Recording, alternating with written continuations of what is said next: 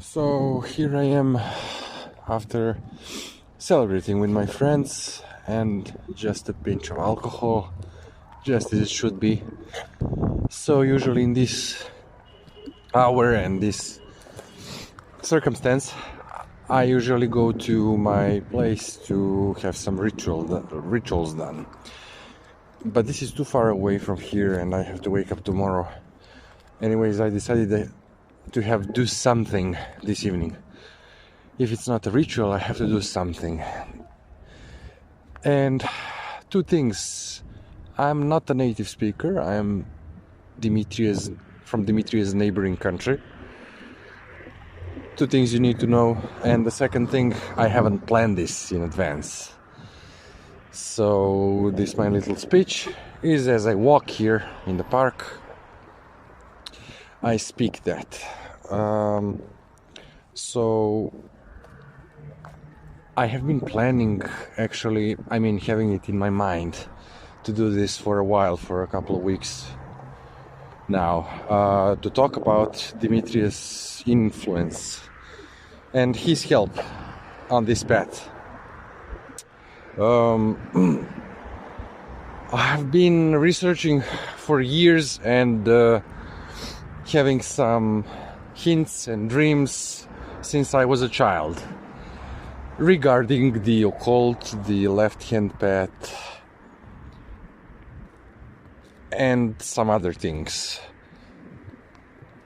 However, in the last couple of years, those dreams became more vivid, and I got dreams and visions and astral encounters.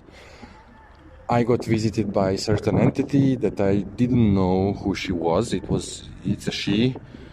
And then somehow I found Dimitri's video, and I was like, okay, I don't know what's he talking about, but I have to check this because this is definitely the same description of the entity I saw. And then I contacted him, and I didn't tell him anything. I just let him, at the beginning, I just let him describe certain entities and the specific entity that I thought was contacting me. And he described basically the same, almost identically, what I saw and what I encountered. And this is how our communication started. Dimitri is a devoted person. He does what he does, and he doesn't, how can I say, he's like all in it. He doesn't hold back. He doesn't do it for some posing or fun. He does it for fun as well, but he doesn't pose. He doesn't fake it. His life story and his life experience brought him there, and he really gave everything he got there. So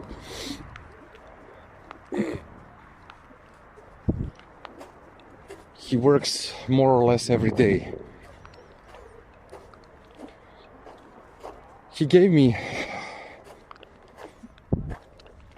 certain rites and rituals he composed. He told it was by channeling, and I used them, and it does really work. It started changing me. It started changing my perception, and all those encounters I had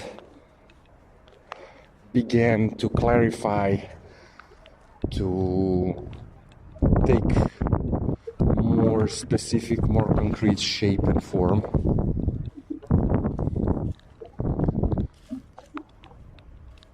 And mostly because of our cooperation and his work.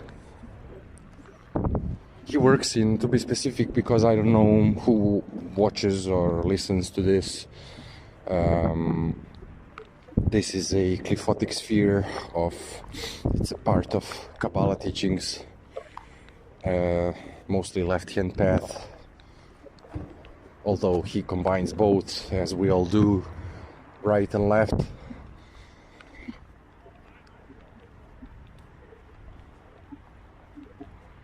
And he's also focused not only on Kabbalah and the Qlipothic sphere, Qlipothic deities and demons, but also he works with Slavic deities and Persian ones like Jinn,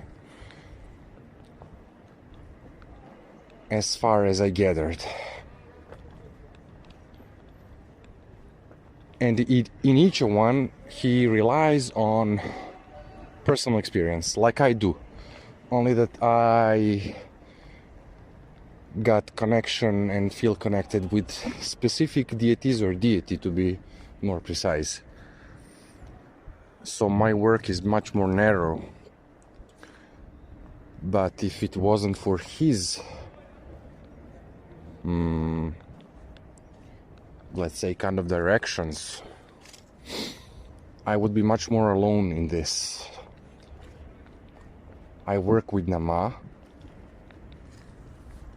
and she's one of the 4 main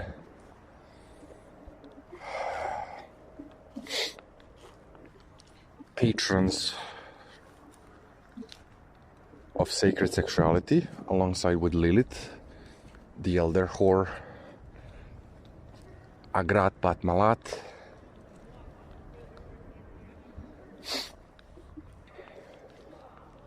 and Zeninum Ishat, I think. I'm not sure. I think it's her. Lilith, as I mentioned, is the elder whore. Namaa is like her younger sister,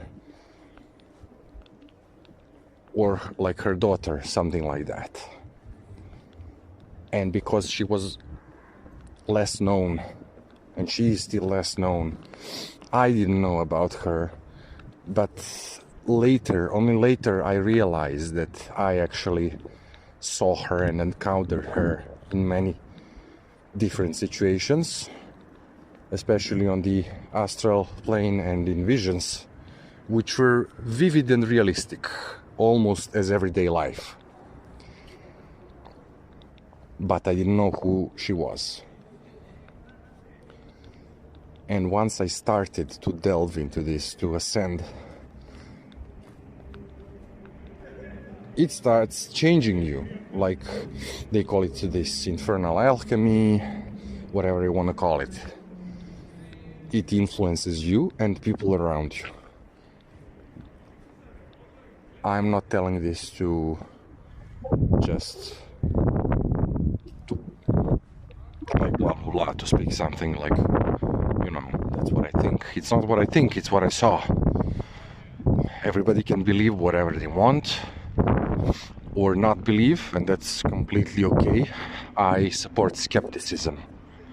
So I tell you, be skeptic about everything and just try it yourself. So you'll see. Don't just trust anyone. Basically, trust no one until you